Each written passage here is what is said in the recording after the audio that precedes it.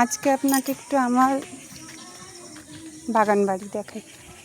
নিজের হাতে কিছু গাছ, কিছু ফল লাগানো, যেটা হয়তো সবার সাথে শেয়ার করা হয়নি কোনো সময়। তো ভাবলাম একটু শেয়ার করি। দেখুন, গাছে আমার শসা হয়েছে, শসা।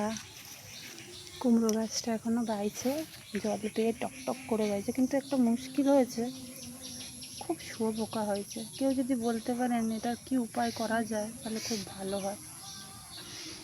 শুয়োপোকাগুলো গাছগুলোকে নষ্ট করে দিচ্ছে। এখানে নতুন চারা গাছ লাগিয়েছি বেগুনের, লঙ্কাও আছে, এখানে পুঁই শাক আছে। বর্ষার জল পেয়ে একবারে তরতাজা হয়ে আছে কচি। জানেন তো, ভুট্টা গাছটা খুব আশা করে লাগিয়েছি, কিন্তু এত ভালো রেজাল্ট হবে জানতাম না।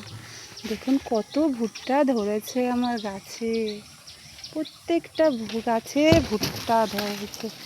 আরেকটা ব্যাপার, এখানে আমি আনারস এনেছিলাম, আনারসের মাথাগুলো লাগিয়ে ফেলেছিলাম। দেখুন কি সুন্দর জ্যান্ত হয়ে গেছে। পাশে কচুর শাক আছে, কিন্তু এটা আমি লাগাইনি, এটা এমনিই হয়ে আছে জঙ্গলের মধ্যে। তার পাশে আমাদের মাঠ আছে, সেখানেই হয়ে আছে। ছোট্ট একটা পেঁপে গাছ লাগিয়েছি, সেটা আস্তে আস্তে বড় হচ্ছে। এখানে সবেদা গাছ আছে, সবেদা গাছে আবার কি মজার ব্যাপার, দেখুন ফুল চলে এসছে। আর ভুট্টা গাছের মাঝখানে আমি লাগিয়েছিলাম ডাঁটা গাছ।